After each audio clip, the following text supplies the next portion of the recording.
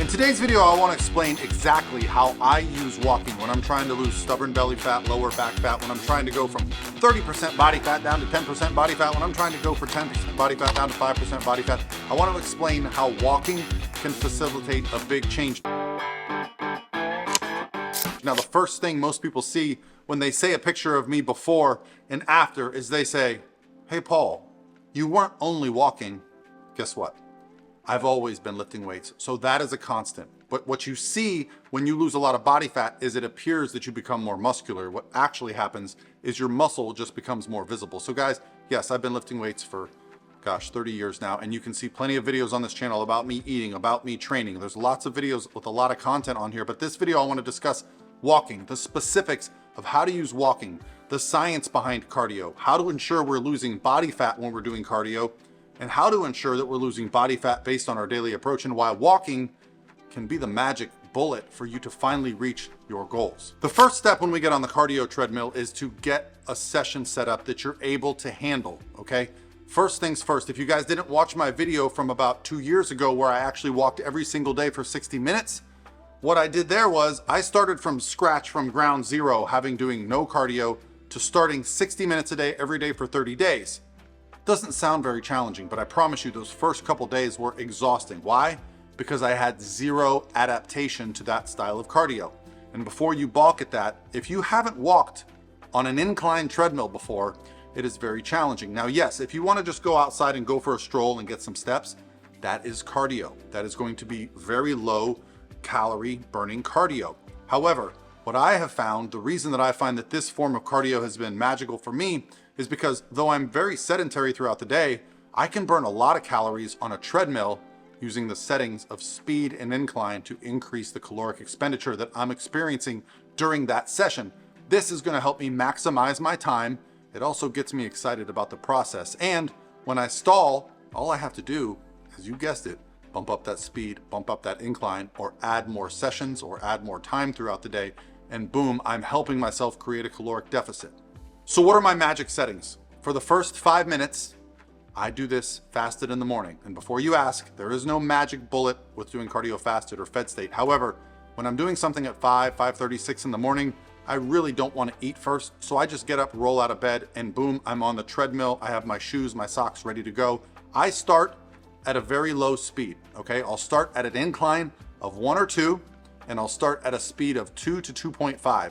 For me, this is a very casual stroll at a very leisurely pace. Now, after 5 minutes, once I get myself warmed up, I'm gonna bump that incline up to 3, and I'm gonna bump that speed up to 3. Now we're cooking. Now I'm gonna start to feel my body temperature increase. All right, guys, for the second phase, what I'm noticing is that my body temperature has come up. So minute 5 through 10, I really feel I'm warmed up, and I'm not sweaty yet, but I'm starting to feel my body temperature increase. And that's what you want for this next little phase. The next phase gets real challenging. You know that your body is gonna use fuel sources based on the intensity of your exercise. The lower the intensity of the exercise, the higher percent of your body fat is gonna be used as fuel. The higher the intensity, think going for a sprint down the street, the lower the percent of body fat is gonna be used for fuel. The higher percent, you're gonna be using glucose or carbohydrates for fuel. Now, why is that important to us? Well, when you're doing glucose-based cardio, you're gonna fatigue very quickly, and you're gonna really increase your hunger.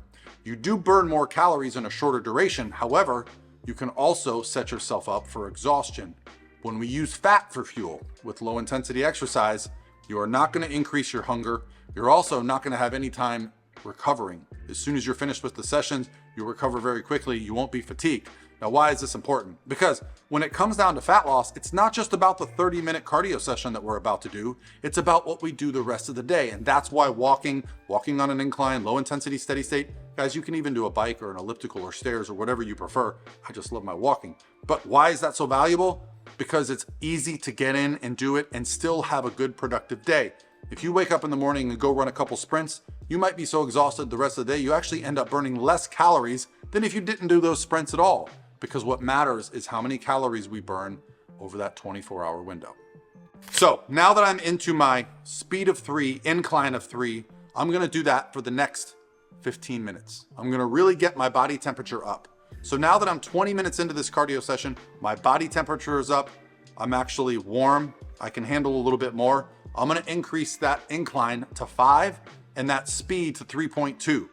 Now the key here, guys, is we're not relying on leaning on the machine, touching the machine to help us. I see a lot of people at the gym, they set the incline at full and they're fully hugging the machine, taking all their weight off of their bodies. Because you're burning less calories, you're losing the point of actually doing an incline or doing some speed.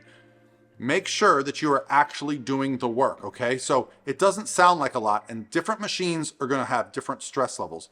I'll say this, my home treadmill, which is a Nordic Track Elite 3700, if I put that on an incline 10, that's higher than an incline 15 on the Life Fitness ones that are at my local gym. So make sure that you're paying attention to what works best for you on your machine. But for me, when I'm on an incline 5 and speed 3.2, I'm really getting it, okay? So now for the next 5 minutes, I'm gonna do that. Now my finisher, you guessed it, we're gonna go up to an incline of 6 and a speed of 3.4. Now I'm really huffing and puffing. I'm burning through a lot of calories in this final little bit. All right, so the final tough stretch is minute 20 to minute 30 or minute 29 before my cool down. Incline 6, speed is 3.4, and you can hear me. I'm actually having to pause to get my breath in. I'm gonna be dripping sweat by the end of this. So this is the final push. And if you can see, like, I'm actually having to pump my arms. I can feel the muscles in my like shins, calves, quads, glutes firing. My lower back is working. So this is an actual, I'm breathing a little bit deeper. So I'm definitely getting my heart rate up, breathing deeper, but I can still hold a conversation, right? And the nice thing is I do this for 10 minutes. I do my cool down, and I tell you what, I feel amazing. I go eat and I'm right back to work. My desk is right there. If you guys didn't know, very self-contained here. So yeah, fat loss, keeping it off. And the last minute, when I do 4 minutes of that last minute, I'm gonna drop it all the way back down to my starting settings for 1 minute of cool down. You can even keep going. Sometimes I'll have a show on, sometimes I'll have something that I'm watching, but I'll also at times do more than 30 minutes. But I wanted to give you the most effective 30 minutes. Warm yourself up, get yourself going, cool yourself down. Now, let's talk about what really is gonna cause that fat to burn. Cool down. 1 minute. You can do this however you want. I build it in as the last minute, usually because I find sometimes I'll get a little excited and I'll push the speed and the incline a little bit higher towards the end. Just because I know the end is closer, I'll just push myself a little bit harder. But what I find is the cool down helps get my breathing back. I'm really sweaty in my armpits and stuff. The nice thing is I got a shower right there, so before I go back to work, sometimes I'll take a shower, just depends. But that's it. Lose belly fat, keep belly fat off.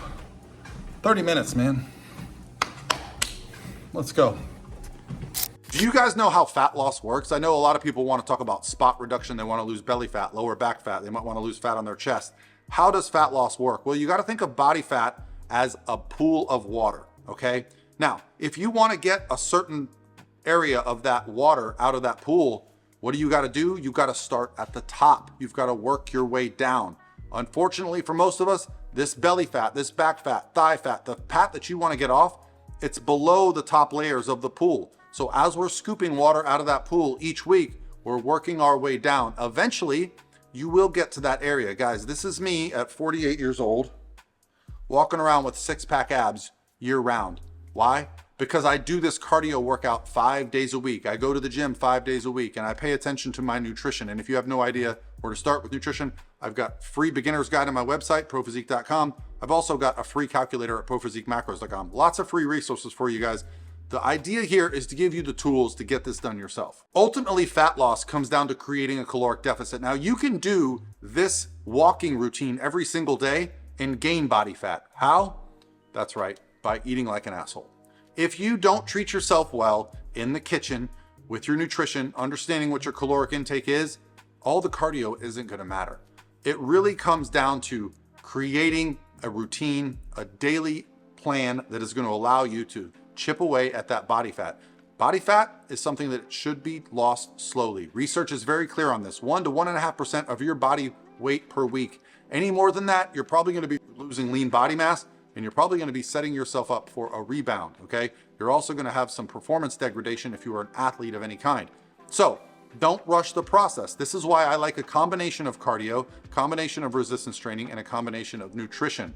You can also take a balanced approach to all of these, and at certain times, it's okay if you want to go in. Sometimes, guys, when I'm trying to get shredded, I'm doing 2 hours of cardio. I'm doing calories below 10 times my body weight. Right now, I'm about 215 pounds. So there are times where my calories might get below 2,000 when I'm trying to get to 5% body fat. Guess what? It's just temporary. Sometimes the physique that you're after is on the other side of what you think is acceptable.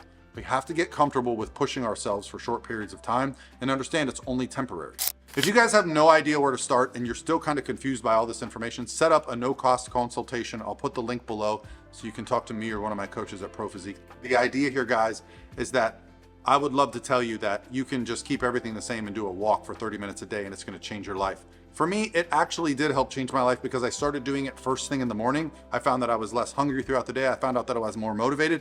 It also kind of wakes me up and gets me going and gives me energy throughout the day. And if I got up early and did a walk, I don't want to waste that effort if I'm trying to get lean by eating like a jerk later. So I plan my meals better in advance. And I tell you something, when you start stacking wins on top of wins, you get a little momentum. It's very empowering. When you start to see the waistline come down, the pictures look better, your performance improve, people start noticing, it's going to build some momentum, guys. And they're going to start saying, hey, what did you do? And you're going to tell them and they're not going to believe you. You just started walking. You just started tracking the calories, just being accountable, and you just started putting your goals as a priority instead of putting everybody else's goals as your priority. All right, guys, hopefully this helped answer your questions, and I'll talk to you tomorrow.